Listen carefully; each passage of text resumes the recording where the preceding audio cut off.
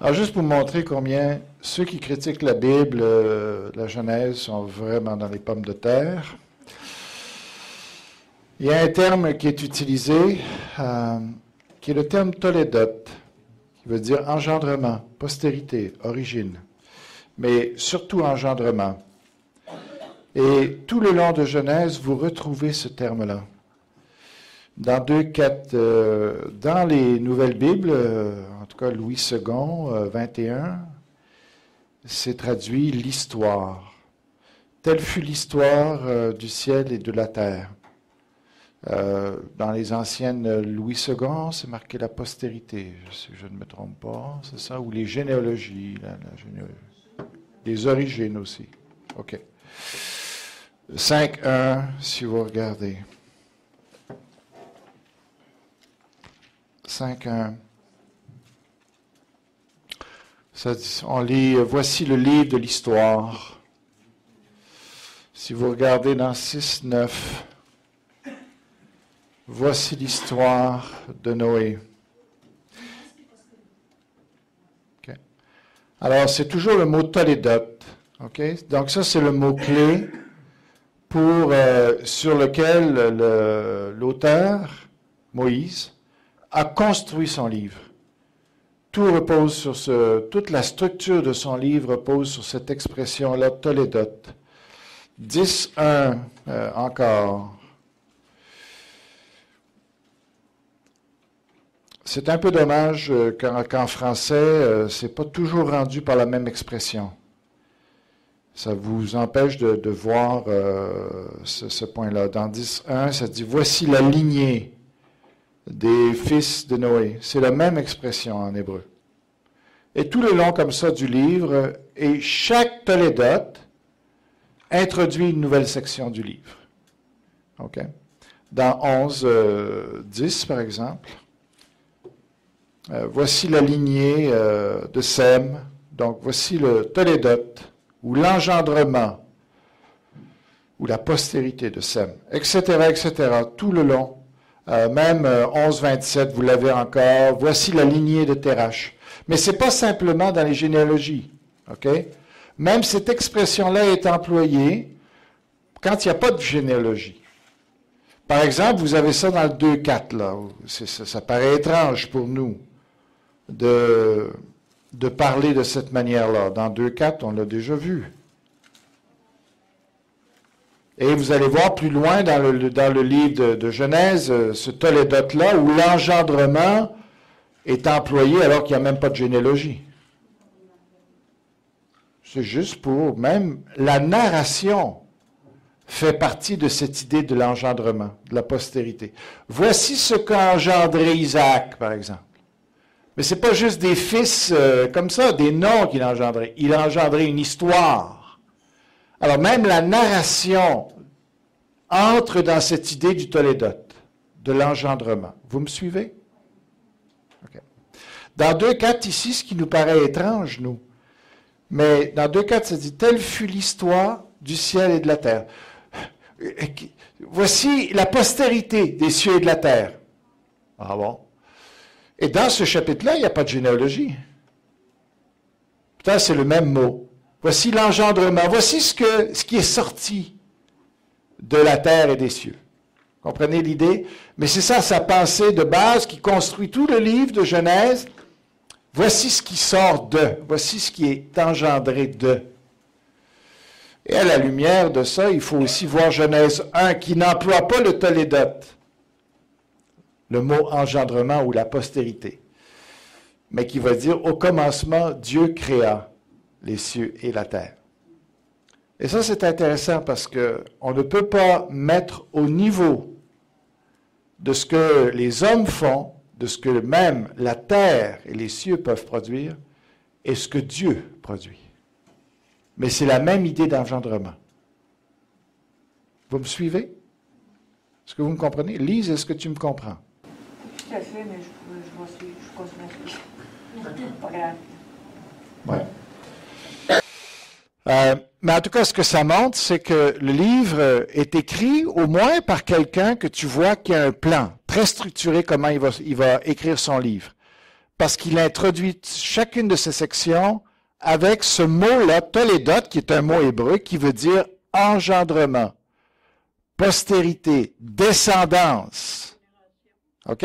Alors, ça peut être la descendance quand Dieu crée la terre et les cieux. Vous comprenez que c'est une forme de descendance?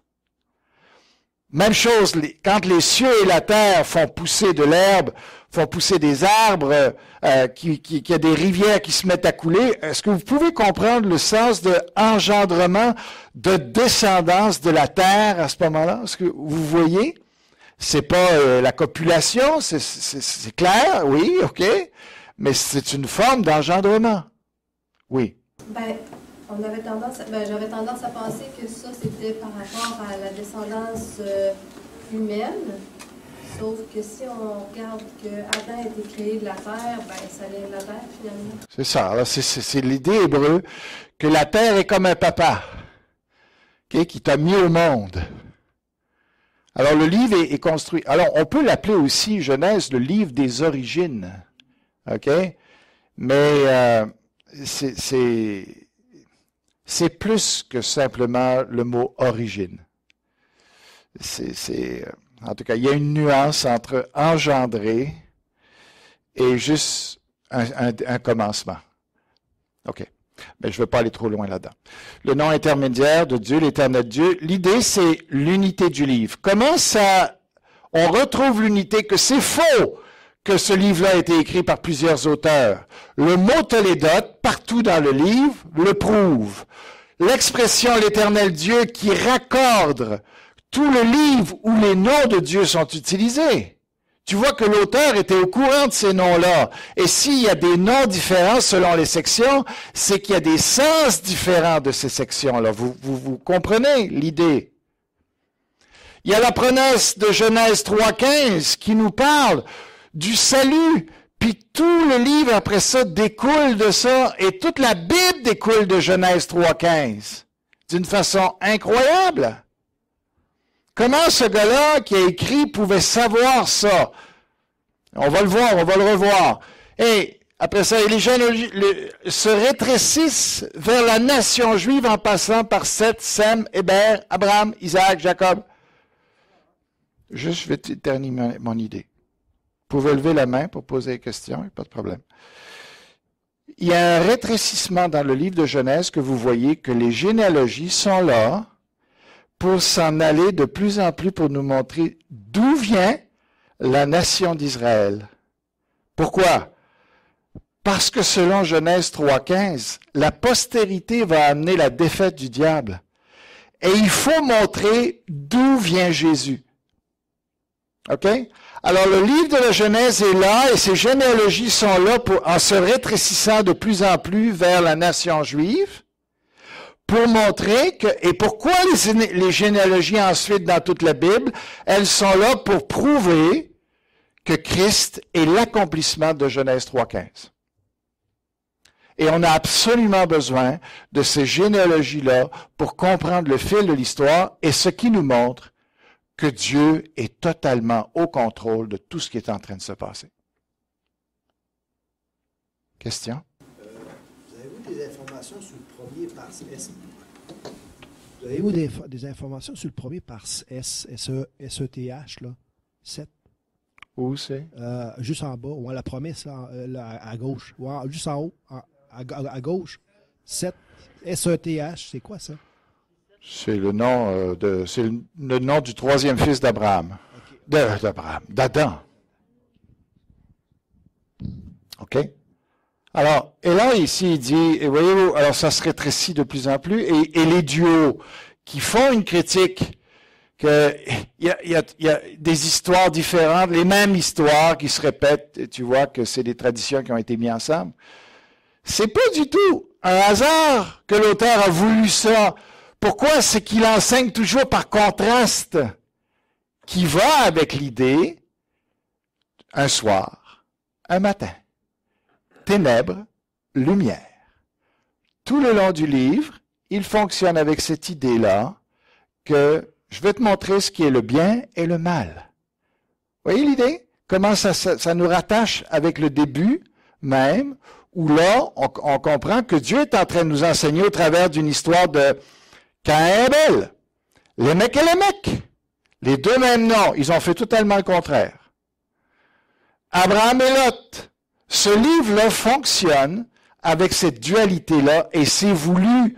Ce n'est pas une reconstruction par la suite dans l'histoire d'un gars qui a pris du matériel comme ça puis qui a décidé, on met tout ça ensemble puis voici ce qu'on compose ici.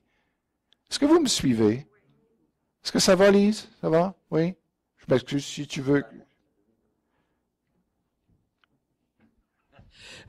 Au début, vous disiez que c'était des livres placés, voyons, le prophète avait dit, écrit, Esdras. Le scribe. Le scribe. Ouais. Mais là, vous dites que c'est pas ça? C'est exactement ce que je suis en train de... Oui. Je pense qu'il pensait que toi, tu étais d'accord avec ça. Ouais. Non, je ne suis pas du tout d'accord. J'ai mentionné comment la Bible a été découpée par des hommes qui sont des fous, je l'ai mentionné, qui étaient des théologiens ou des hommes, des érudits, qui ont voulu découper la Bible en fonction de certains facteurs sur lesquels ils se sont appuyés pour dire la Bible, c'est un ramassis d'à peu près n'importe quoi, pour faire un livre finalement. Ce que je suis en train de vous montrer, c'est que non. C'est que ce livre-là a été écrit bel et bien par une même et seule personne qui savait très bien ce qu'il faisait et que ce qui peut nous apparaître contradictoire ou répétitif, en fait, tout ça est très calculé et voulu et qui fait un livre qui est absolument extraordinaire. Mais c'est pas Moïse qui l'a écrit. C'est Moïse qui l'a écrit. OK? Maintenant, je ne suis pas rendu là à dire, je suis juste en train de dire, il s'agit d'un seul et même auteur. C'est ça qui est mon point. Il y a la théologie des alliances qui est dans Genèse, qui est extraordinaire. Il y a l'importance du sacrifice, les autels qui sont mentionnés. Vous voyez qu'à chaque fois qu'il y a une expérience avec Dieu, il y a un autel qui se construit. Il y a une raison à ça. Et tu vois que c'est tout le long du livre. Tu sais, la malédiction sur Canaan, elle suit son cours. Tu vois que ce qui a été promis va se réaliser. Il y a une suite à tout. Les promesses aux patriarches qui se poursuivent après ça dans le livre d'Exode, Deutéronome et tout le reste. Alors, il y a ces plusieurs promesses qui sont faites à Abraham, mais chacune des promesses a son importance. Ce n'est pas une répétition vide. C'est qu'elle correspond à une expérience d'Abraham à ce moment-là où il avait besoin qu'on lui renouvelle la mémoire et qu'on rajoute certaines choses à la promesse. Mais tout a une raison. OK? D'accord. Les mythes de la création. J'empiète sur votre temps, mais permettez. Tous les commentaires que j'ai lus sont d'accord sur ce point-ci. C'est que le livre de Genèse, surtout les premiers chapitres de Genèse, sont une argumentation polémique. Je m'explique. Ça veut dire que il y avait toutes sortes d'histoires au temps de Moïse sur les débuts du monde, sur le mal, sur tout. Et il y avait toutes sortes de trucs qui circulaient. Et Moïse a écrit ce livre-là. Dieu a voulu que ce livre-là soit écrit pour donner une réponse, une défense de la foi ou une défense de ce qui a été vraiment par rapport à toutes ces histoires-là, OK, qui se répandaient dans le monde. Ça, c'en est une. C'est le récit de la création chez les Babyloniens. OK? Qu'est-ce qui est dit sur le début du monde? C'est intéressant. Et il y en a d'autres chez les Égyptiens et tout ça. Alors, je vais juste vous montrer un petit peu comment ça se passe dans Genèse. Alors, allez avec moi dans Genèse chapitre 1. Alors, il commence, puis il dit, Dieu a créé. Un seul Dieu a créé tout ce qui existe. Et ça, c'est une bombe théologique à cette époque-là. Parce que qu'est-ce que les gens croyaient sur le début du monde? que ce sont les dieux qui avaient fait le monde. OK? Polythéisme au complet. Moïse est en train de dire, Dieu est en train de dire, c'est pas les dieux qui ont créé le monde. C'est moi qui ai créé le monde. C'est Dieu qui a créé le monde. Et ça, c'est la réponse de Moïse dans ce temps-là. Qu'est-ce qu'il dit ensuite? Il dit, tout vient de l'eau, c'est vrai, et dans toutes les cosmogonies qu'on lira, tout vient de l'eau aussi. Sauf que ça s'est divinisé. L'eau est devenue Dieu. C'est le Dieu. Dans le texte ici, vous allez lire le mot abîme. Le verset 2 parle de l'abîme, théum, en hébreu. Bien, il a donné, dans l'acadien et dans le sumérien, il a donné Tiamat, qui comprend les mêmes consonnes. Tiamat, c'est le dieu océan, OK? Qui s'est fait tuer parce qu'elle-même est femelle. Elle a voulu tuer le dieu principal, qui est nous, je pense. Ça, tu crois pas ça, non? Non, oui, évidemment. Non, je ne crois pas ça. Mais, alors, Tiamat était en colère contre le dieu principal, et finalement, elle a voulu le tuer, et il y a un autre dieu, Marduk, qui, avec les fils, c'est intéressant, parce que l'histoire est intéressante, les fils voulaient se débarrasser de Tiamat, parce qu'ils approuvaient le dieu principal. Alors, ils s'arrangent avec Marduk pour tuer Tiamat. Finalement, Marduk tue Tiamat. Et de son corps, il en a fait une coquille, un coquillage, avec deux coquilles. Vous voyez? Mais l'idée, c'est intéressant, parce c'est l'eau, finalement, Tiamat, c'est l'océan qui était au début, qui, une fois mort, qu'est-ce qu'on fait avec? On le sépare comme une coquille, en deux. Et c'est exactement ce qu'on retrouve ici, avec le récit, mais on va le voir tout à l'heure, c'est pas Moïse qui est en train de dire, c'est vrai ce qu'ils ont dit, mais il est en train de replacer les choses, OK? Où tout vient de l'eau, puis en plus de ça, ce que comme celle-ci, chez les Égyptiens, on croyait que l'eau avait été divisée entre l'eau-océan, finalement, qui a donné l'eau salée, avec l'eau douce. C'est comme ça qu'ils ont expliqué la séparation des eaux au travers de la mort de Tiamat.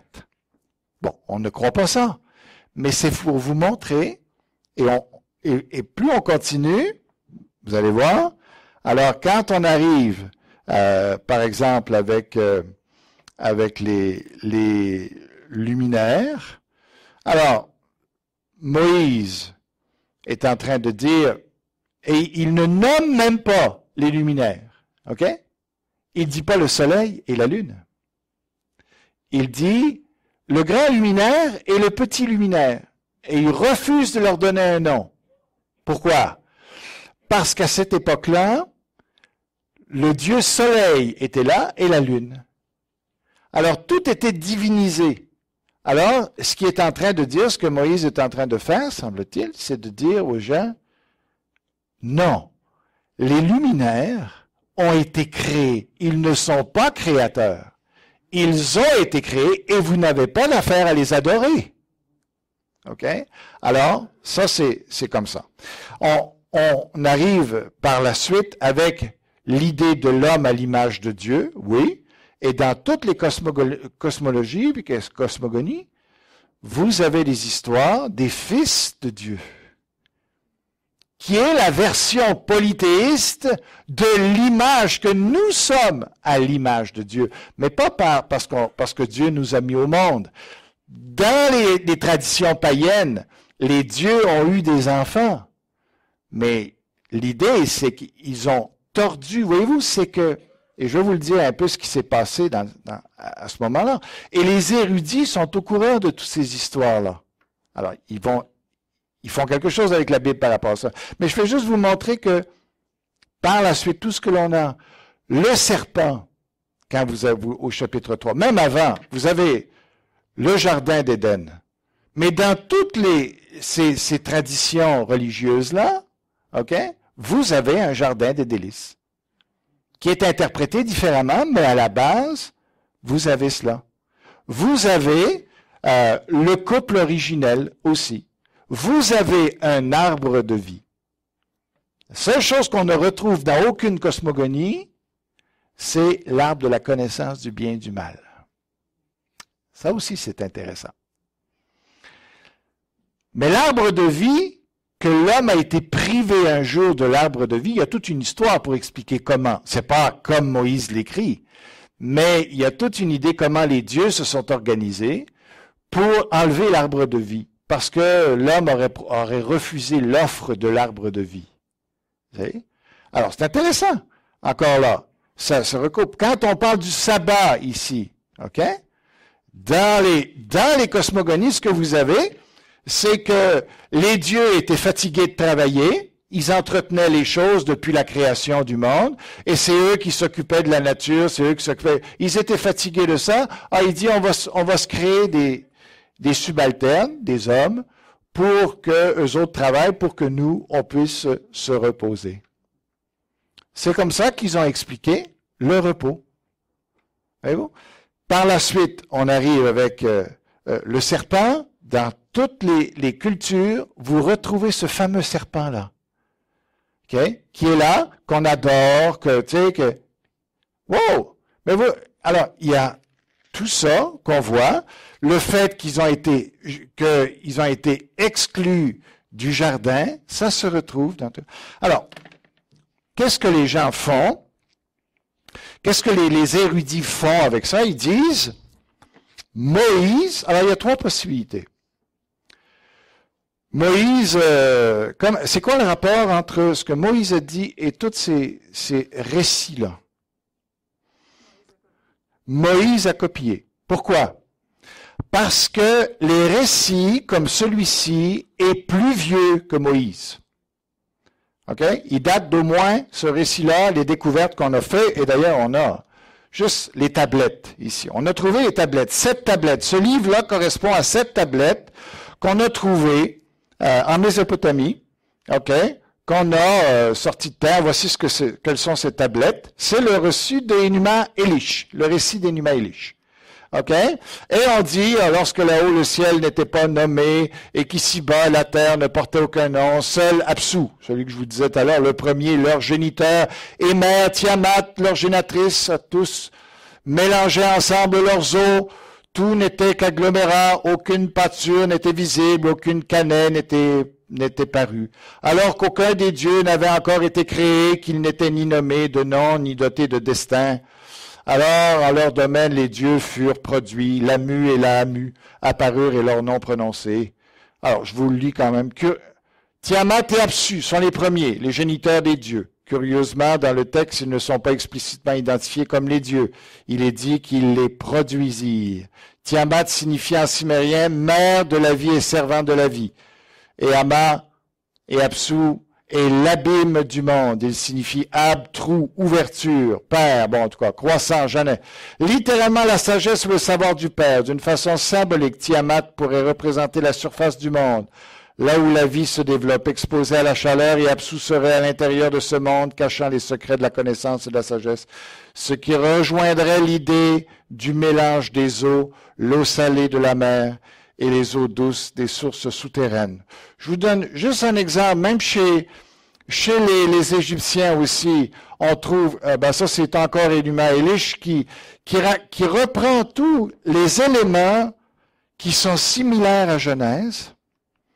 Et même chez les Égyptiens, on a les mêmes, exactement, si je pouvais vous lire tout ça, je ne veux pas vous le lire, parce que finalement, ce qu'on retrouve, et ça c'est écrit avant Moïse, alors on dit Moïse a copié. L'idée, ce n'est pas que Moïse a copié, c'est vrai que Moïse a écrit après même plusieurs de ces récits-là, mais quelle réponse donne-t-on à ça? Il a voulu remettre les choses. c'est que Dieu savait ce qui était au début, le diable a corrompu les choses, et l'on voit dans Genèse la naissance du polythéisme, la naissance de la corruption. On va voir ça, OK? Et rendu au temps de Moïse, il y avait un tel mélange dans l'histoire des origines que Dieu a donné à Moïse, voici ce qui a été à l'origine. Et quand tu compares les récits païens avec la Bible, tu t'aperçois qu'il n'y a aucune ressemblance. Sinon, les points essentiels. Tu retrouves tous les points fondamentaux de Genèse, tu les retrouves dans ces récits-là de la création, mais mélangés avec tellement d'autres affaires que c'est même difficile de le... Mais quand tu fais bien attention, tu te rends compte de dire, « Wow! » Il y a un élément dans tout ça, ce qui fait que toutes les cultures sont en train de donner exactement le même récit de la création que l'on a dans la Bible. Mais dans la Bible, un récit qui est épuré, un récit qui est simplifié, qui nous dit, voici ce qu'était la vérité. OK? C'est juste ce que je voulais vous mentionner par rapport à ça. Alors, l'auteur de la Bible, c'est certainement Moïse. Pourquoi? J'ai dit quoi? La Bible. L'auteur de la Bible. Genèse, oui. Alors, Jésus cite 2,24 de Genèse, même 1,27, il le cite dans Matthieu 19. Luc aussi fait la même chose. Paul, voici tous les passages où il emploie le livre de Genèse pour dire que c'est un auteur inspiré. Il l'utilise, OK? Alors, il ne ferait pas ça si ce n'était pas un auteur inspiré. Vous avez toutes ces notes-là que je pourrais vous remettre sur clé USB, ceux qui veulent, et qui les vérifier chacune d'entre elles, vous pouvez regarder ça. Allusion à la Genèse. Bon, j'avais un document que j'aurais pu vous remettre, mais toutes les allusions dans le Nouveau Testament du livre de Genèse, il y en a beaucoup. Alors que Moïse soit l'auteur de la Genèse, un juif qui s'appelle Ben Sira, un rabbin dans l'Ecclésiastique, le dit. Le Baba Batra, qui est une partie du Talmud, le dit aussi. Philon d'Alexandrie, on parle avant même de Jésus, de cette période-là.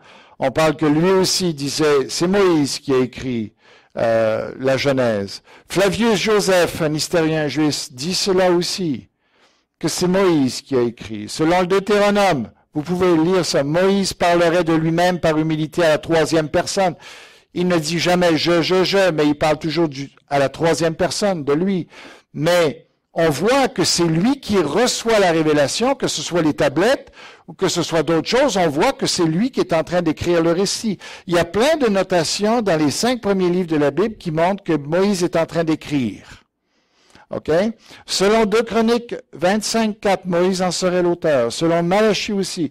Et il y en a plein d'autres références. Selon Abraham, le nom de Moïse serait un synonyme pour la loi. Parce qu'il dit, ils ont Moïse et les prophètes qu'ils les écoutent. Quand même quelqu'un ressusciterait des morts, ils ne croiraient pas plus. Ils ont Moïse et les prophètes. Et ça, c'est les Juifs, souvent, divisaient la Bible en 2 parties. Parfois en 3. Mais quand il le faisait en 2, il disait la loi et les prophètes. La loi, c'était les 5 premiers livres de Moïse, et le reste de la Bible, c'était les prophètes. OK. Oui, Nicole. J'avais lu dans Exode 24, 4, qui disait que... Vas-y, lis-nous-le.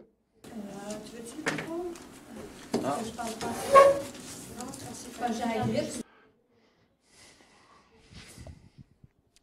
Dieu dit à Moïse, monte vers l'Éternel et toi, Aaron. Je vais faire ça plus court. Moïse vint rapporter au peuple toutes les paroles de l'Éternel et toutes les lois. Le peuple entier répondit d'une même voix, nous ferons tout ce que l'Éternel a dit. Moïse écrivit toutes les paroles de l'Éternel. Amen. Voilà. Alors nous, c'est ce qu'on croit. Si vous êtes dans cette église, nous croyons que Moïse a vraiment écrit la Bible. OK? Tout ça, peut-être vous m'avez trouvé compliqué pour venir là, mais c'est pour vous montrer que quelle réponse on donne à ceux qui disent que le récit de Genèse, finalement, c'est une copie de même beaucoup moins fidèle. C'est pas vrai. C'est pas vrai. Et l'explication, c'est que Dieu était là au début. Vous avez compris cela? OK? Bon, alors juste l'auteur vraisemblable, parce que Genèse n'est pas explicitement mentionné, mais on parle de la loi ou de Moïse. Allez dans, par exemple, ici. Alors, ici. Luc 24, 27 et 44. Voulez-vous juste aller dans cet exemple-là? Et vous pouvez garder ces références.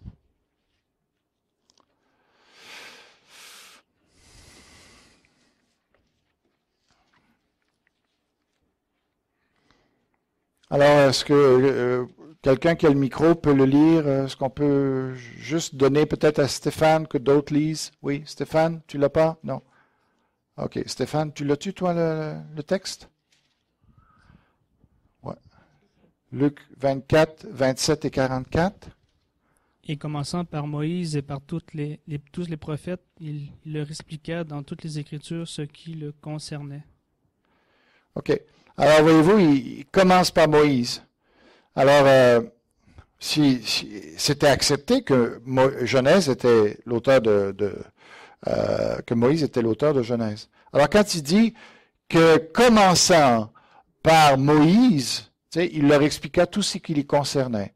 Alors, autrement dit, on aurait pu dire, commençant par Genèse, il leur a expliqué tout le parcours, d'où il vient et qu'est-ce qu'il parlait de lui dans l'Ancien Testament jusqu'à aujourd'hui. OK, jusqu'au moment où Jésus est là. OK, vous voyez, donc Jésus croit. Si on ne croit pas que Moïse est l'auteur, on n'est pas un chrétien. Pourquoi? Parce que Jésus dit, Moïse a écrit de moi. OK? Genèse écrit par Moïse, c'est lui qui a écrit de moi. Alors, contester ça, c'est contester Jésus. C'est contester Luc, Paul, et puis Jean aussi. Il y a d'autres, oui. C'est comme ne pas croire en Dieu. Oh oui, c'est ça, c'est ça. Même si on prétend y croire. Alors, ça va? Alors, bon, OK. La traduction chrétienne, bon, Moïse avait les atouts pour écrire parce que il avait une formation incroyable. Il est trempé dans la bibliothèque du Pharaon. Dieu l'a amené dans la bibliothèque du Pharaon. OK? Alors, les rois ramassaient les documents. C'était les seuls qui pouvaient faire ça parce qu'ils avaient l'argent pour ramasser les documents. Alors, Moïse a pris connaissance de tout ce qui pouvait exister même dans son temps au niveau écriture. Et puis, donc, Dieu l'avait préparé pour ça. Tu sais? Oui. On voit la puissance de Dieu parce que Moïse a été trempé dans les Écritures avec le Pharaon. Oui. Paul a été trempé dans les Écritures aussi. Oui. Ça fait que il te donne quelque chose du début jusqu'à temps qu'il ait besoin de toi. C'est que Dieu se sert aussi de la littérature et tout ça pour amener des réponses qui sont concrètes et intelligentes par rapport aux mensonges qui circulent dans le monde aussi. Hein. Alors, il avait l'intimité requise avec Dieu, il a passé beaucoup de temps avec Dieu. Et certains détails dans le livre quand il parle de l'Égypte, on a l'impression que le gars qui parle de l'Égypte dans Genèse, il y a été. Il semble très bien connaître quand il parle aussi de Ramsès et tout ça. Tu as vraiment l'impression que le gars, en tout cas, il est bien placé pour parler de ces choses-là, puisqu'il a été lui-même en Égypte. Ça va? OK. Les autres récits, en tout cas, bon, je vous ai déjà expliqué ça. Date de rédaction, je vous en ai déjà parlé. On a fini avec la première conférence. Bon, alors je vais vous regrouper tout de suite. Et puis, êtes-vous fatigué? Non, mais ça va faire du bien de se... Oui, OK. Alors, je vais vous demander de vous regrouper par table, s'il vous plaît, de prendre les feuilles qui sont là, les crayons qui sont là. Je vais vous demander d'avoir un leader. Je vais vous désigner les leaders. Alors, je vais désigner Sabin pour la première équipe. Je vais désigner Stéphane pour la deuxième équipe. Je désigne Serge pour la troisième équipe. Je vais désigner Nicole pour la dernière équipe. Ça va aller. Et puis, alors vous regroupez-vous, s'il vous plaît, vous pouvez tourner votre chaise si vous avez besoin, ou carrément aller dans l'autre section. Hein? Fred, est-ce que ça te va, toi, si tu veux diriger l'autre équipe? Ben, c'est lui qui va diriger toute notre école. OK, c'est bon. Combien par équipe?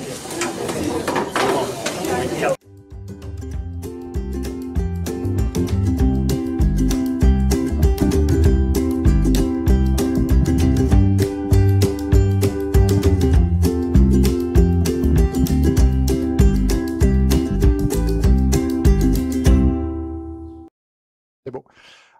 Fred, tu veux-tu nous donner un petit peu, toi, vous faisiez quelle section? Section 14 à 23. OK, alors les versets 14 à 23. Qu'est-ce que vous avez découvert dans cette section-là? OK, on a découvert une constance dans le sens que Dieu dit, tu sais, à tous les versets, on voit Dieu dit, et qu'il soit, Dieu donc fit, et Dieu mit, Dieu vit que cela était bon, ainsi fut. Ensuite, au verset 20, il dit, puis Dieu dit que, 21, Dieu créa et Dieu vit que cela était bon. Tu sais, il a fait une constatation que cela était bon. Puis au 22, il dit Dieu bénit. Puis à partir que quand il a dit qu'il bénit, ben il a dit croissez et multipliez. Là, tu sais, il a comme fait un, c'est comme c'est un autre qui a fait. C'est dans le fond, il a béni. Puis ensuite, au verset 23, il dit ainsi fut.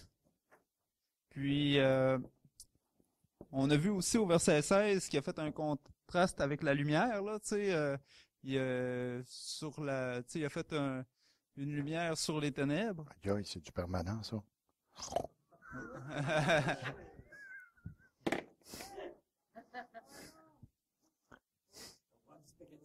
On va frotter. Ah non, c'est correct, vas-y, Okay. continue. Fait que c'est ça, au verset 16, il a fait il a fait les luminaires, ainsi de suite. Puis Mike a amené une réflexion que je vais le laisser l'expliquer parce que si je l'explique, ça va faire un petit peu trop d'intermédiaire. Là. OK. La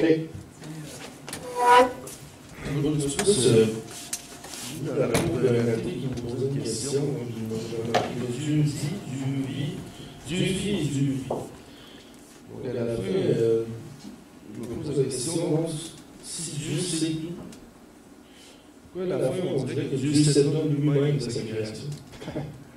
Une très bonne constatation. Alors, on va se laisser sur cette question-là.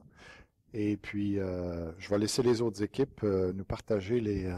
Donc, on va le retenir. Hein, pourquoi Dieu se sent obligé de nous donner son évaluation des choses. OK. Alors...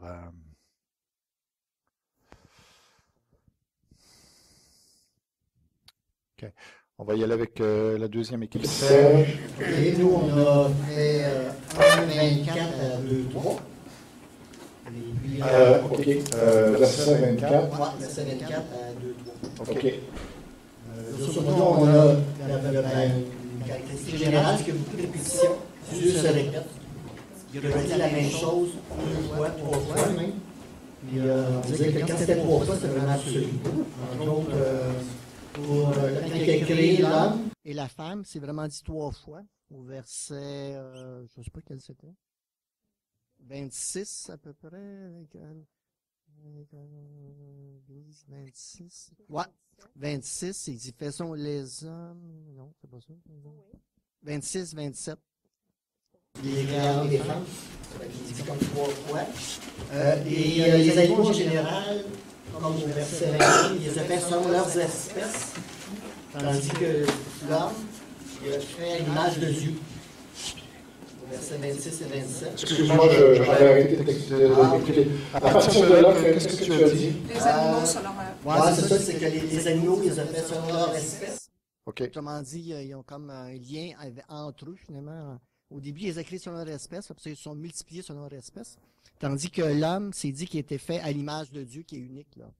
Wow. Ce qui n'est pas la même chose avec les autres. OK. Les autres animaux, ou Wow. être créés, là. C'est bon, ça. OK. Et on voyait aussi, un peu reprendre ce qu'il disait tantôt, Dieu dit, et cela fut, que c'était créé à partir de rien, là. C'est pas... On sait que dans le chapitre 2, ça peut peut-être être autre chose, mais dans celui-là, ça donne l'impression que c'est sa parole qui produit la création. C'est de rien. D'accord. On voit aussi à la fin, Dieu s'est reposé. On ne sait pas trop combien de temps, parce que le 7e jour, il n'y a pas de... il y a eu un jour des...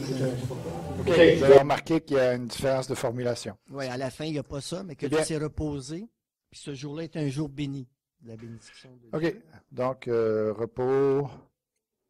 repos au lieu d'activité avant. Et puis, on parle de, il n'y a pas de soir matin. L'expression, mais par contre, il y a un numérique. Numérique, tu veux dire, le 7e, oui. Le 7e. Ben, le 7e jour, il a commencé, mais on dirait que c'est comme s'il n'avait pas fini, là, je sais pas. C'est bon. Il y en a d'autres que toi qui l'avais remarqué, c'est bien. C'est pas seulement moi, là, c'est notre équipe. Oui, c'est bon. Et puis, on avait, après ça, c'était quoi? Ben là, moi, je pense que c'est ça. Il y a aussi l'homme et la femme, c'est dit qu'il les a créés trois. Il les créa. On voyait que c'est vraiment... C'est lui qui a créé l'homme et la femme, c'est pas un phénomène évolutif. D'accord. Alors, Alors, créer... Je vais juste le souligner ici. Après ça, ça dit que l'homme, après avoir créé, il leur donné des bénédictions. Il fallait qu'il se multiplie. Ah oui. Il dit trois fois, donc de se multiplier. Il les a bénis parce qu'il dit de se multiplier. Ça prend quelque chose avec d'autres javel. Ah oui? Ouais, je vais aller te chercher un élément. Je vais travailler sur l'autre. Non, mais on risque juste de se mélanger avec ça, là. Fait que... Oui, c'est ça. C'est ça. Je peux même, c'est vrai, je peux changer la page. Il est écrit. Il est écrit là-dessus aussi, là, par exemple. Bon, puis je pense qu'il...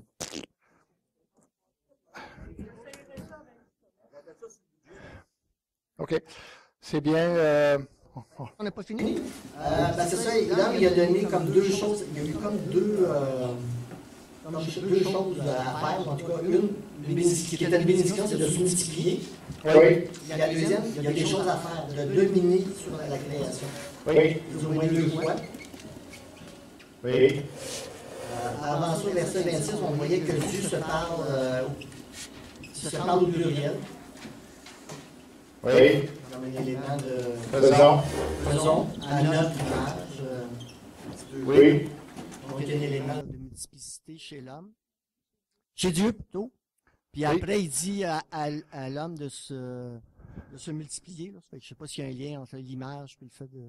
Non. Après, c'est homme et femme. Il a créé homme et femme. Tout de suite après. Je sais pas si c'est ça qui est l'élément dû à la ressemblance d'eux, entre autres.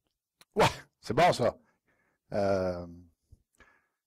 Pas Karl Barth. Oui, Karl Barth, ça, c'était son point majeur de l'image de Dieu, la pluralité en Dieu, la pluralité chez l'être humain. Après ça... Ah oui, c'est ça. Après ça, la nourriture pour tout le monde. Tout le monde était végétarien au début. OK. Végétarien, c'est beau. Alors... c'est pas mal tout. OK. C'est bien? C'est tout? C'est excellent. Excellente recherche. C'est bon. J'ai aimé aussi ce que les autres ont fait parce qu'on peut... Voyez-vous, ce qui est intéressant quand on commence à regarder le texte de plus proche, on s'aperçoit qu'il y a du classement, beaucoup de classement. Et, tu sais, alors, il y a... C'est bon. On va y aller avec Stéphane ici pour l'équipe. Dans le fond, ça, c'est Genèse 2, 1 à 3. Oui. Et l'autre qu'on avait vu, dans le fond, c'est que comme le verset 1, c'est ainsi fut achevé. Donc, il y avait comme un projet, un rêve, comme une création. Il y avait un plan. OK. Alors, il y avait un plan dans l'idée d'achever. OK. Dans le fond, comme une idée, comme une maison. Mais oui, non, c'est bon. Je pas penser à ça. C'est quoi? L'idée d'achever, ça veut dire qu'il savait quand est-ce qu'il terminait. Donc, c'était clair qu'il y avait des choses à faire puis que c'était planifié, là, tu sais, qu'il y avait un plan. Et dans le fond aussi, dans le verset 2, c'est Dieu acheva au 7e jour son œuvre, fait que ça a pris 7 jours pour faire toutes les cieux, la terre et tout son plan, en fond. Oui. Puis qu'il avait fait, c'est comme une action. C'est comme Il y a comme une action pour faire sa création. Il y a comme, c'est comme impliqué. OK. Action, repos peut-être, quoi? Ouais, ben après ça, à la fin, c'est repos. OK. Avez-vous vu autre chose là-dedans par rapport à ça, cette idée-là de repos? Ben, dans le fond, il dit 2 fois qu'il se repose, puis aussi au 7e jour, il le bénit puis il sanctifie. Nous, ce qu'on avait pensé, se sanctifier, c'est comme comme nous, dans le fond, on est comme mis à part. Aussi, il a mis à part le 7e jour. OK. Puis c'est lui qui sanctifie, dans le fond. Dans d'autres mots, pour dire sanctifier, puis qu'est-ce que ça implique? Avez-vous mentionné ça? On va les laisser travailler sur... Oui, c'est ça. Mis à part, OK. Un jour saint. Oui. C'est sûr qu'il y a un moment donné, après, il y a un commencement, puis il y a fin. À un moment donné, il y a le 7e jour, il se reposera. Comme il laisse fleurir sa bénédiction de toute sa création. OK, des bénédictions aussi. Bon. OK. Sabin, tu nous parles de ton équipe?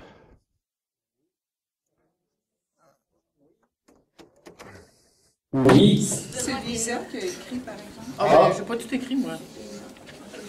Ça les points suivis. C'est parce que ça se rejoint. Un à 13. OK, un à 13, oui. OK. Qu'est-ce que on a remarqué? Excusez. On a remarqué, c'est au commencement. Ça veut dire qu'il n'y avait rien avant que tu commences. OK. Ça veut dire que tu le en sortant, c'est le début. En sortant, c'est le commencement. En sortant, c'est le début. Puis, l'Esprit de Dieu. Oui, OK. L'Esprit, ça veut dire que Dieu, moi, on regardait ça aussi, il y a les points qu'on peut dire que j'ai créé l'homme à mon image. À mon image.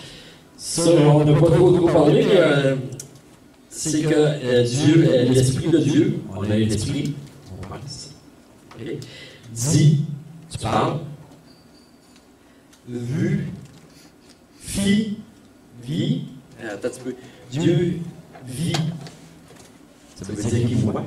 Oui. OK. Puis, appelant, il parle. Oui. Ça fait que ça vient, qu'est-ce que Dieu dit, fait, donc, il donne des caractéristiques, qu'est-ce que va être les forces de Dieu. Fantastique. À mon image. Fantastique. Ça, c'est un point qui n'est pas relevé dans les commentaires, mais qui est très... Bon, c'est parce que mon boîte est volé. Félicitations, l'équipe, extraordinaire. Non, mais dans le sens que je trouve ça merveilleux que vous avez remarqué que toutes les actions de Dieu, Dieu a commencé par montrer ce qu'il est. Il crée, il parle, il dit, il vit, etc. Tu sais, il conclut, il évalue. Il est content. Et puis après ça, il dit, il fait l'homme à son image. Et c'est rare que les commentaires font la connexion entre les deux. C'est vraiment bon. On n'a pas parlé.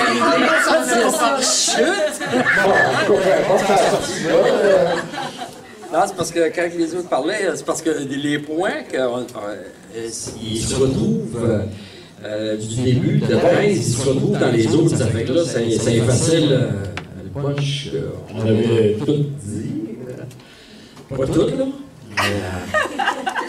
C'est ça, ça fait que le point qu'on n'a pas été capable d'élucider, c'est que pourquoi que il dit toujours, dans le petit peu que je le trouve, il y a eu un soir et il y a eu un matin. Ouais, alors on va pourquoi le soir est avant le matin ou est-ce qu'il travaille de nuit? Est-ce que je ça? Ou que... Je vais te le dire tout de suite, qu'est-ce qui a commencé avec les ténèbres à la lumière? Tout a commencé avec la ténèbre. Alors, la suite des choses... Mais après qu'il ait fait ça, il dit toujours... Les Juifs continuent à commencer leur journée le soir. C'est ça que je pense. Dans cette continuité-là. Puis à la fin, C'est c'est ça, devenu le- une lumière, le jour et après le soir. Il créa le jour et la nuit à la Non, toute il fin. commence toujours. Mais à la fin, au 7e jour, on a remarqué qu'il a dit après, il créa le jour et la nuit. Où qu'on a vu ça? Attends un petit peu, c'est... Oui, oui, oui. Oui, on à a raison, remarqué que Lise. ça avait fait une C'est, tournée. Et lui, ok, il l'appela, ok, dans le soir. Il l'appela C'est dans le 13, ça. Bon, trouvez-moi Le le soir, il est eu le matin. Il y a eu, hein? Ouais. Ce fut le matin. Non, on l'a trouvé dans... Il l'appela, il l'attend, attends, ouais, c'est ça, il l'appela. La lumière jour et les ténèbres nuit. C'est ça. Dans cet ordre-là, au niveau de l'appel. OK. Oui, OK. Mhm. Bon, c'est beau. Merci beaucoup. C'est tout ce que ça va? C'est déjà bien? Un peu Dieu dit. Julie va être mieux pour l'expliquer que moi, elle est bonne là-dedans. On disait que aussi le temps était apparu. Et Dieu avait créé le temps. Oui, la création du temps. Oui, ça c'est bien. Oui. Extraordinaire. Avant l'espace. Même s'il n'y avait pas non plus encore les luminaires, là, puis tout ce qui sépare les époques, on voit que déjà le temps... Oui, puis même avant la création de la Terre, le temps a été créé par Dieu avant l'espace. C'est ça, en disant au commencement, déjà, ça fixe un temps. Fait qu'il y avait ce point-là, puis il y avait le point qu'il y a une séquence aussi, justement, Dieu commence par dire, fait qu'avec sa bouche, là, en tout cas en nommant, en disant, puis après ça, cela fut ainsi, ça revenait comme structure, ou ce fut... oui. De cette façon-là, en tout cas... une confirmation. Au verset 3, et la lumière fut. Fait que quand il dit, ensuite, ça apparaît ou c'est fait, là. Ouais. Ça, cette structure-là. Ensuite, on voyait que il nomme les choses, il les appelle, là, comme avant, il décrit que ça s'est créé, mais après ça, il nomme, il leur donne un nom. Ouais. Il donne un nom. Et qu'est-ce qu'on a vu qui revenait? Ben, c'est sûr qu'il analyse aussi, il évalue son travail au fur et à mesure. J'ai entendu que vous aviez dit aussi qu'il avait... C'est logique, hein, comme la façon de faire. Il a commencé avec l'eau, la lumière. Tu sais, il y avait... Il y a un ordre défini. Il y a un ordre défini. J'ai entendu que vous aviez... Oui, c'est ça. Oui. Alors, il y a une très, très grande logique dans la façon que les choses ont été faites. Et puis, c'est bon. Puis la seule chose qui nous avait embêté, c'est ça, c'était l'étendue au moins des eaux. Pourquoi il nommait les eaux, puis c'était le même nom. Là. OK, alors on va arrêter là. Ça ressemble à ça. Et merci beaucoup de votre... l'idée, le but de ça, c'est d'apprendre à découvrir un texte en posant des questions au texte, en examinant.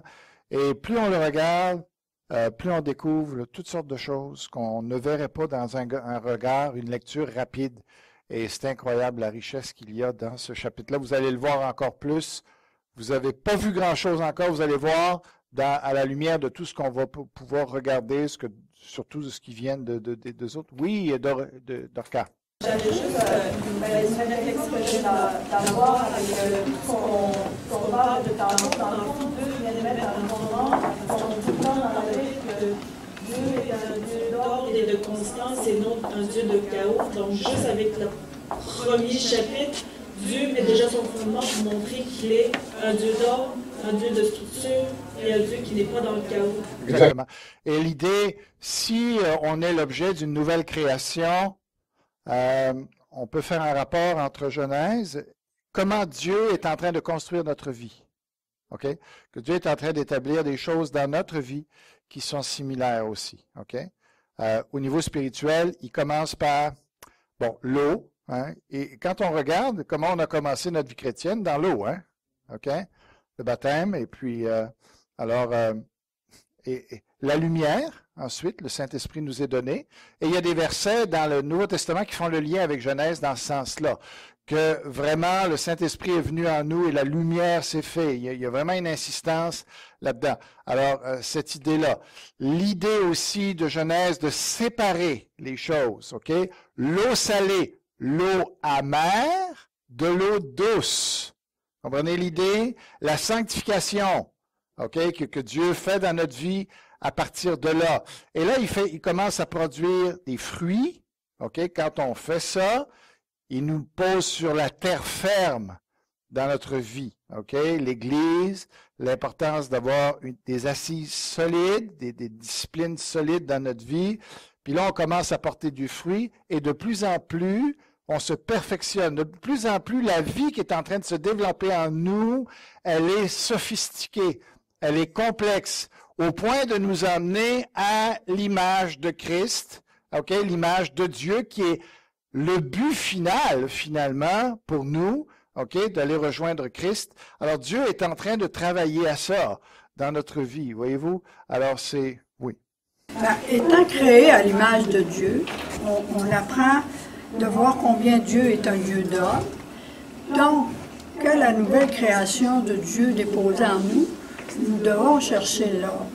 Oui, c'est ça. En s'appuyant sur la vérité, parce qu'on voit que Dieu amène les choses à la lumière pour montrer l'ordre des choses qui doivent être établies. Donc, si on s'appuie sur la parole, on va vivre dans l'ordre. Oui. Là, on va apprendre à découvrir. Là, je finis. On va apprendre à découvrir vraiment, on va devenir des êtres fondés, enracinés, puis on va avoir l'assurance, pas en nous, dans ce que Dieu déclare. Oui. Alors, ce que Genèse 1 est en train de nous montrer, c'est que le salut est progressif. Et quand on va arriver au bout, qu'on va avoir l'image, qu'est-ce qui reste? Le repos. Okay? Vous voyez que le but de Dieu dans notre vie, c'est d'atteindre l'image de Jésus-Christ. Et puis finalement, une fois qu'on aura atteint ça, c'est vraiment, là on commence dans l'éternité avec Dieu, une nouvelle vie, vraiment. Tu sais. Alors c'est ça qu'on est en train de faire, là. Tu dis progressif, c'est live, progressif. C'est en même temps rythme. Oui, évidemment, progrès parle de temps. Hein, du temps est impliqué. Oui, Mireille? Regarde la création, quand tu parles, c'est toujours du plus grand ou plus petit. Et quand on... Peux-tu nous donner un exemple? Le soleil, je veux dire le grand luminaire et le petit luminaire, l'étendue, okay. Puis là il fait la terre qui est comme plus restreint. C'est toujours du plus grand au plus petit. Okay. Et quand on regarde dans le Nouveau Testament, c'est dans le même principe. Quand Jean-Baptiste s'est dit, il faut que moi, lui grandisse et moi, je diminue. Okay. Je diminue. Okay. C'est continuellement comme ça, où quand on dit le chemin est large, celle qui amène à la perdition, et rétréci, celle qui mène à la vie. Merci. OK. Oh. Alors, voici comment les experts théologiens... je continue. Sabin, c'est trop tard. Too late. Oui. OK? Non, il reste 20 minutes. Alors, voici le plan, OK, selon les mots Tolédote, OK? Postérité du ciel de la terre. Oups, ça a été décalé. Postérité d'Adam. Alors, ça initie différentes sections. Postérité de Noé. Postérité des fils de Noé.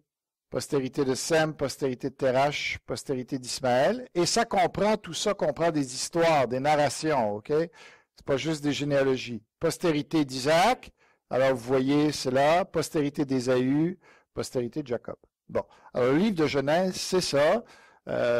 C'est le plan, vraiment c'est le plan que Moïse a donné de ce livre-là. Alors on peut, alors j'avance, vous pourrez prendre mes notes. L'origine de l'univers, l'origine de l'humanité, l'origine du mal, l'origine de la lignée diabolique, l'origine de la lignée sainte, l'origine du nouveau monde, cause du déluge, préparation au déluge, le déluge, la fin du déluge, nouvelle humanité, nouvelle alliance, nouvelle population, l'origine des nations, l'origine des langues, l'origine d'Abraham et de la nation juive. OK? Mais ça, c'est dans le Genèse 1 à 11. OK? Alors, c'est le livre des origines. Donc, ça peut donner un compte-rendu de ce qui s'est passé. OK? Il nous reste donc à le louer. Alors, le seul qui était vraiment là pour nous dire qui était là aujourd'hui, les hommes sont en train d'essayer de dire, on sait comment ça s'est passé. Et ils nous donnent leurs explications, mais le seul qui était là, c'était Dieu. OK? Alors, les options, on a différentes options de lecture de Genèse 1. Alors, voici les options, la lecture visionniste, la lecture fidéiste, la lecture littéraire, concordisme, la lecture restitutionniste, la lecture littérale. On va regarder ça un petit peu, la lecture visionniste. Chaque jour correspondrait à un jour de révélation pour Moïse. Comprenez-la? Oui. Ces lectures-là, est-ce que ce sont des lectures toutes faites par des évangéliques? Oui. Oui, mais il y en a qui sont moins populaires que d'autres. Alors, je les nomme en passant. Celle-là n'est pas très populaire, mais elle est donnée quand même. Genèse 1 ne correspond pas à la véritable façon que Dieu a fait les choses au début. Ce n'est qu'une description des visions, que les visions que Moïse a eues, ce sont des visions étalées sur 7 jours. Chaque jour correspond à une vision. Okay? Mais ça ne correspond pas à ce qui s'est passé dans l'histoire, mais c'est en train de nous dire, première journée, Moïse a reçu la révélation de ça, deuxième journée. OK?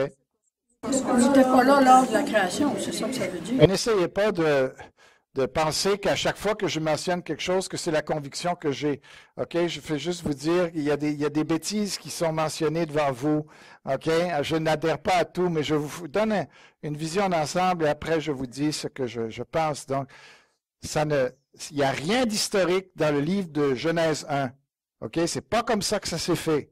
C'est juste que c'est comme ça que Dieu l'a décrit à Moïse dans les visions qu'il a reçues. C'est ce que certains croient. Ce n'est pas ce que je crois. Et ce n'est pas ce que vous devez croire non plus, je pense. OK? Critique du visionnisme. Alors, il va y avoir des fautes dans mes diapos. Je n'ai pas pu tout vérifier mon matériel. OK? Alors, je vais devoir le faire plus tard. Aucune indication de vision. Il n'y a pas un mot de vision dans cette description-là. Alors, c'est vraiment importé, dont on ne sait pas où. OK? Ne ressemble en rien aux écrits des prophètes qui mentionnent ces visions. On pourrait aller voir un exemple dans Amos, ou encore le livre de l'Apocalypse où l'on voit Jean transporté en esprit dans les réalités célestes ou terrestres.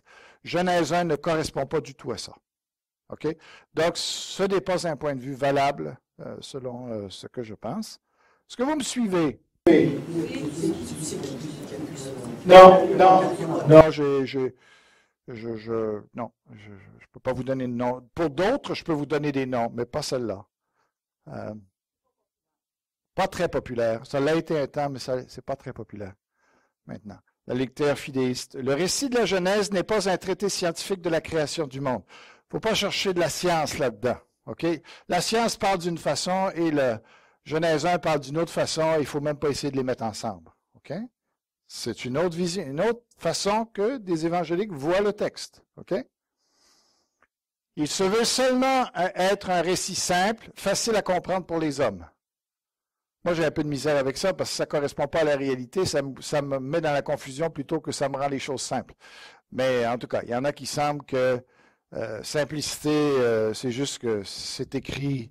Ça serait tellement complexe de parler de la création, de la manière que Dieu l'a fait, qu'on peut juste donner un résumé de ça dans une petite histoire que tout le monde peut saisir. Puis finalement, la seule notion qu'on retient, c'est que Dieu a créé le monde, c'est tout. Genèse 1, je veux dire, moi, c'est ce que ça me dit finalement. Je veux dire, je sais plus quoi faire avec ça si c'est dans cette optique-là. Expliquerait le monde d'un point de vue terrestre avec le désir d'identifier le qui a créé le monde et grosso modo le quoi. Mais pas le quand et le comment. OK? Tout ce que ça veut dire, c'est que ce chapitre-là a été donné pour dire Dieu est vraiment le créateur Et grosso modo, parce qu'il faut faire attention de ne pas chercher de l'exactitude absolue là-dedans, le quoi? Mais surtout pas comment les choses se sont faites là-dedans. Pourquoi toutes ces façons de voir Genèse 1? Je vais vous le dire, c'est pour intégrer la science dans le récit de Genèse. Okay? Alors, pour être capable de s'accorder avec ce que la science dit, ça fait en sorte qu'on a développé différentes façons de voir le texte pour s'accommoder à ça, OK? Et peut-être pas tout, mais en grande partie, je dirais que c'est le désir qui est sous-jacent de pourquoi il y a toutes ces positions-là, OK? Maintenant, la science parle du comment, hein? Vraiment, elle explique le procédé de comment les choses se sont faites. La science ne peut pas venir en conflit avec Genèse parce que Genèse 1 ne veut pas expliquer le comment. OK? Alors, tout cet ordre-là qui est donné, là, c'est une classification pour faire en sorte qu'on puisse bien s'en rappeler, mais ça ne correspond pas à la réalité. Pour des évangéliques, pour certains qui veulent accommoder la science. OK? La théorie du film expliquerait ce point de vue, car comme dans un film, des événements qui s'étalent sur de grandes périodes peuvent être condensés selon les faits marquants, ce récit se veut... Bon, comprenez la théorie du film?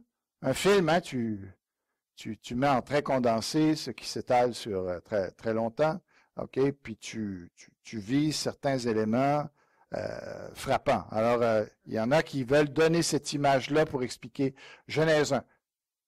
T'as-tu une question, Lise? Non? Ça va. Alors, si vous êtes mêlés, j'espère ne pas vous mêler, mais en tout cas, ce récit se veut polémique contre les mythologies qui étaient en vogue. Ça, je suis d'accord avec ça. OK? C'est vraiment, il y a cet élément-là dedans. Les luminaires auraient été créés dès le début, mais seraient apparus de plus en plus au travers la couche de vapeur enveloppant la Terre au fur et à mesure que celle-ci se dissipait. OK?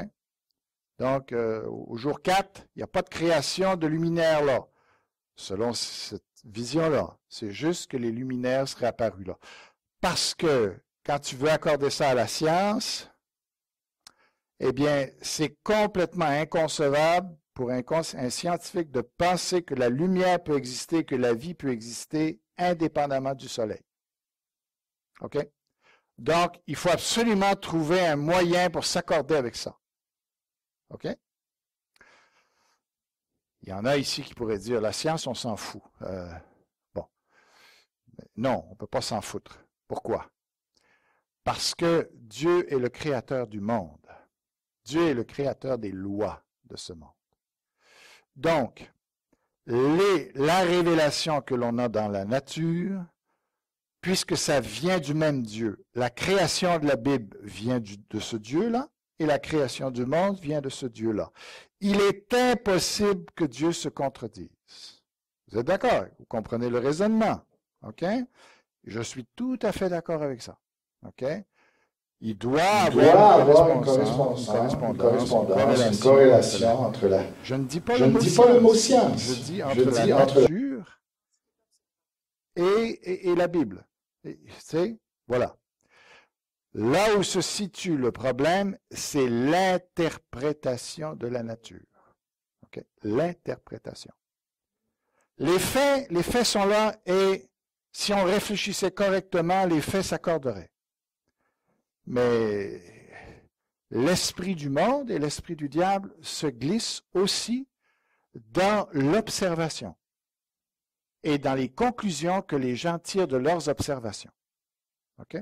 Quand Dieu a dit que le monde est dans les ténèbres, il n'a pas dit le monde est dans les ténèbres, sauf au niveau de la science. Non. Même le diable, là, a une emprise. OK? Donc, il faut, nous, en tant que chrétiens, on a un choix à faire. Il faut être conscient que le diable, il agit partout. Et ce n'est pas vrai de penser que les scientifiques, parce qu'ils ont un sarrau blanc et des éprouvettes, qui sont au-dessus du diable. Faux. OK? Les gens du monde, peu importe ce qu'ils font, ce qu'ils pratiquent, sont sous cette influence-là, et nous, c'est à nous de voir où elle se glisse. OK? Mais on est d'accord que la Bible ne peut pas dire n'importe quoi contre la nature. Ça, c'est sûr. Vous me suivez? Est-ce que vous avez des questions là-dessus? Ça va? Je ne sais pas si c'est le bon moment de poser la question, mais il y a quand même un soir, un matin, ce qui est observable, c'est que le soir apparaît quand le soleil est au bord de là où on est sur la planète. Oui, oui. Puis que le matin apparaît quand le soleil est rendu à l'est, puis qu'il se lève sur notre pays. Oui, oui, oui, oui. Puis les luminaires ont été créés le 3e jour, puis les 2 premiers jours, il y a quand même eu un soir et un matin. Le 4e jour. Oui, le 4e jour, mais qu'est-ce que faisait le jour et le matin avant? Tu veux dire qu'il y a la même structure? Entre après? Ça veut dire au moins la Terre, elle tournait sur son axe. C'est ça que tu veux dire? Oui, ben c'est ça. Mais dans ma tête, le soir et le matin, c'est la Terre qui tourne sur son axe, puis le soleil, dépendamment où on se trouve sur la Terre, on a le soleil ou le... Alors, pour vous rassurer, moi, je crois que vraiment Genèse parle de ce qui s'est fait. Ce n'est pas des choses lancées en l'air. On va voir pourquoi. OK? OK. Le labyrinthe des origines. Dans le livre, je cite ici Alfred Kuhn, un livre de géographie doit nous renseigner sur les pays du monde. Il n'a donc pas besoin d'être exact dans d'autres domaines. OK? Alors, on dit ça. La Bible, elle se préoccupe de Dieu puis de la morale. Elle n'a pas besoin d'être exacte quand elle parle de la science. Faux. On donne un exemple. Peut-il alors dire que les bananes poussent en Norvège et que des plantes carnivores peuvent avaler des renards? Vous comprenez OK? Alors, il ne peut pas dire n'importe quoi, même si ce n'est pas son domaine, il ne peut pas raconter des idioties. Parce que quelque part, s'il raconte des idioties ailleurs, tu peux te dire, sur l'autre côté, sur le côté, par exemple, de la géologie, par exemple, ici, là, ou la géographie, est-ce qu'il dit aussi la vérité ou il dit des bêtises? Même chose. Si Dieu dit n'importe quoi quand il parle de la science, est-ce qu'on peut le croire quand il parle du cœur de l'homme? On peut en douter. OK? C'est vrai que la Bible n'est pas un livre de science. Mais quand elle parle de la science, elle doit le faire d'une façon exacte. C'est la vérité partout. Oui, c'est la vérité. Partout. Mais quand là où le soleil a arrêté, la Bible dit que le soleil a arrêté, mais c'est pas le soleil qui l'a arrêté, c'est la Terre qui a arrêté de tourner. Et pourtant, la Bible dit que le soleil il a arrêté le soleil, mais il a arrêté la Terre. Donc, elle est en train de parler de quelque chose de scientifique observable, mais elle est à côté de la plaque. Non, parce que c'est une façon de parler de la réalité comme on fait aujourd'hui. Le soleil se lève, le soleil se couche. D'une perspective humaine, on peut parler de la phénoménologie. Ça veut dire, on décrit les choses de la manière qu'elles nous semblent arriver. On n'est pas en train de dire que c'est réellement de cette manière-là que ça se passe, mais de la façon que les choses sont apparentes, ça nous semble être comme ça, et c'est correct de parler comme ça, on ne parle pas d'erreurs scientifiques à ce moment-là. La Bible parle de cette manière-là, mais ça ne parle pas qu'elle fait des erreurs scientifiques à ce moment-là. Il faut toujours faire attention dans nos raisonnements. Je ne veux pas dire que nos raisonnements sont toujours vrais. Il faut toujours rester ouvert à ce qu'on soit dans l'erreur. Oui, moi je dirais, il faut toujours revenir avec la question, qu'est-ce que la Bible dit? OK? MacArthur, il dit notre intelligence arrêtée. C'est parce qu'on voit ce qu'on connaît. On pense qu'est-ce qu'on connaît. Où est-ce qu'on est rendu? On constate que on dit oui, mais c'est ça, mais il y a encore bien plus gros que ça. Parce que... OK. La Bible a pour terme central le salut de l'homme, mais reste exacte quand elle fait des affirmations scientifiques. Elle peut être simple sans contredire la science. Simplicité ne veut pas dire contre science. OK? Elle est encore plus efficace dans sa polémique si elle est exacte scientifiquement. Vous me suivez? OK? Si Dieu, quand il parle de la science, il dit la vérité, quand il vient de parler de mon péché, là, il sait de quoi il parle. OK? S'il y a quelqu'un qui peut décrire le quand et le comment, c'est bien le Créateur. La vérification scientifique n'inquiète pas Dieu. Ça ne le met pas mal à l'aise du tout qu'on fasse de la recherche, Dieu. Au contraire, il aime ça. Tu sais. Mais le problème, c'est l'interprétation des données. OK. Lecture littéraire, la lecture littéraire. Wow. Ça rejoint le fidéisme en plusieurs points, mais cette position cherche encore moins à faire correspondre le récit avec la science. Moïse aurait placé dans un cadre d'une semaine humaine le récit de la création afin d'établir certaines grandes vérités, pas le comment ou le quand, et lutter ainsi contre les mythologies et le polythéisme en vogue.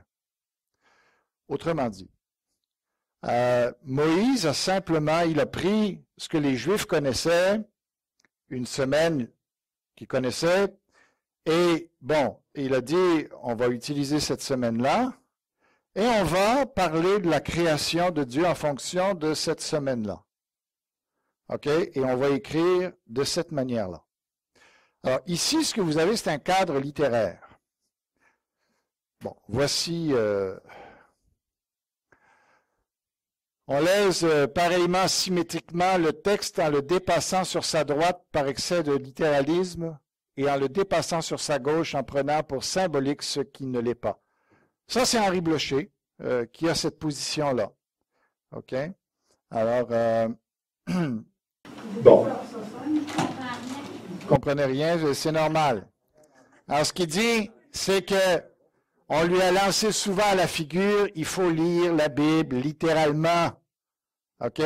Tu restes, la vérité se trouve dans le littéralisme. Tu prends les mots pour mots, puis tout ça. Et puis, alors, tu prends Genèse 1, puis ça dit que Dieu a créé les affaires de même. Tu prends de même, puis c'est tout. Puis si on le prend pas comme ça, t'es dans l'erreur, bon. Lui, il dit, si vous comprenez pas la littérature, si vous savez pas comment l'auteur a pu écrire, le style avec lequel il écrit, on n'interprète pas la prose comme on interprète la poésie. Il dit, ce texte-là, c'est de la poésie. Si vous l'interprétez comme de la prose, vous allez faire des gaffes qui sont aussi graves et qui nous mènent autant dans l'erreur que si vous reconnaissez le vrai style du texte et que vous l'interprétez en fonction du style que l'auteur a voulu donner. Bon, ça c'est son point de vue. Ce n'est pas mon point de vue, mais c'est son point de vue. Alors, il dit, il faut se débarrasser une bonne fois de l'idée latente que le langage figuré serait inférieur au langage littéral, un peu moins digne de Dieu. Alors, c'est une attaque de front du littéralisme, ici, de ma position, finalement. Alors, celui qui serait le plus opposé de ma position par rapport à la lecture de Genèse 1, ça serait une position comme ça. Mais il faut qu'il s'appuie sur quelque chose pour dire une chose comme ça. Et c'est pas des tweets. Ces gars-là, ils s'appuient sur des choses. Maintenant, moi, je vais vous en parler et vous verrez si ça fait du sens pour vous. Le livre de la Genèse est structuré en de nombreux chiasmes. Qu'est-ce que ça veut dire, cette histoire-là? Ça veut dire que le chiasme, c'est une structure pyramidale du texte, mais une pyramide sur le côté. Autrement dit, l'auteur donne des vérités, une comme ça, une comme ça, une comme ça, une comme ça, pour arriver finalement à la vérité fondamentale, et il repart par en arrière, il redécale par en arrière, pour faire correspondre cette vérité-là avec cette vérité-là, cette vérité-là avec cette vérité-là, cette vérité-là avec cette vérité-là. Je vous donne un exemple assez simple. On part de Genèse 2 avec l'entrée dans le jardin. OK? On finit Genèse 3 avec la sortie du jardin. OK? Deux choses qui se correspondent, mais qui sont à l'opposé. Le point central, il est où? Bien, dans la structure du texte, ça dit que ils ont mangé de l'arbre, ils ont été nus. Le texte se divise à ce niveau-là, que après ça, il parle de après qu'ils ont mangé. Ils ont mangé, le texte parle avant qu'ils aient mangé. Mais le texte va préciser qu'ils étaient pas nus, ils avaient pas honte. Après qu'ils l'ont mangé, ils étaient nus, ça se correspond. Et les dialogues correspondent entre eux. Genèse, il dit, est structuré de cette manière-là. c'est voulu, c'est comme ça que les Juifs pensaient et ils structuraient leurs affaires. Et c'est dans cette optique-là qu'il faut comprendre le livre de Genèse. Bon.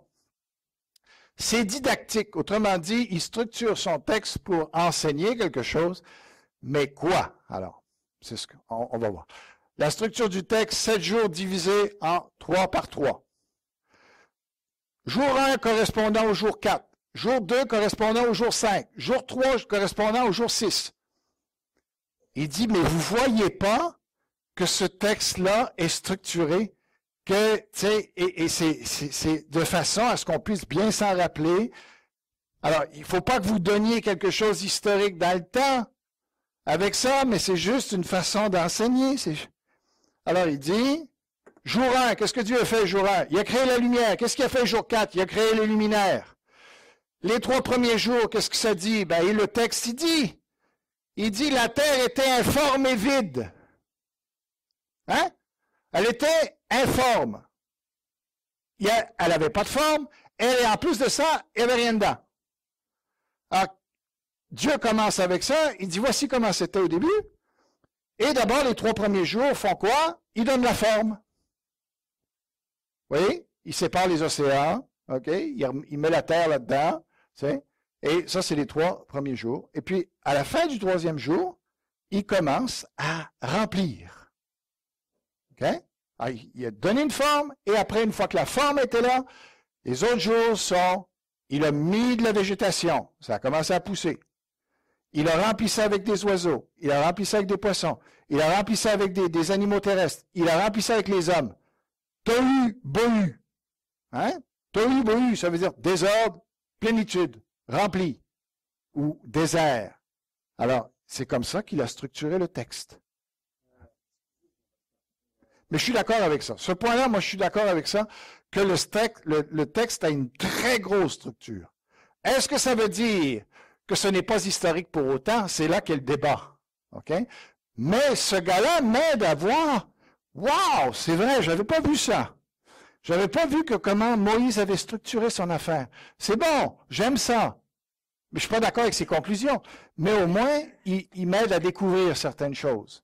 Je trouve un peu dangereux sa position, par exemple. Mais on va juste continuer. Oui, Sabin, tu voulais. Et là, on termine, il est midi. Oui, mais c'est parce que là, le point, là, tout à l'heure, on cherchait, puis vous m'avez...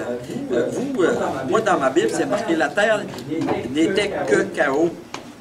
S'il était difforme, si la terre était difforme, OK?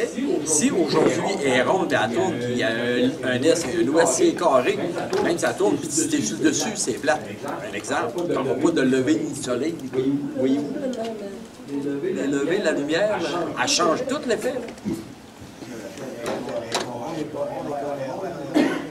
Oui, là, elle est ronde, mais regardez ce que vous dites. Vous dites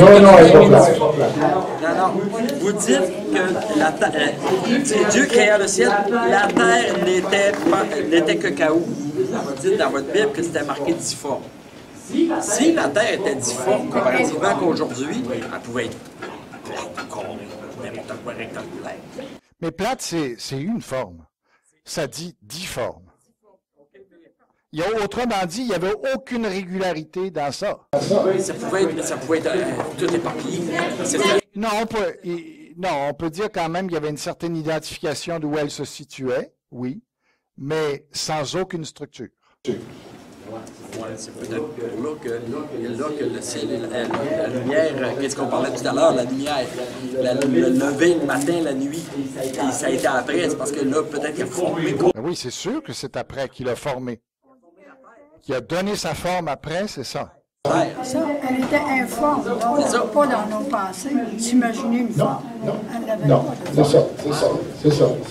OK, on arrête là. Et puis, là, plus ça va, pour ceux qui, peut-être, ben là, plus ça va aller, plus on entre dans le texte. OK?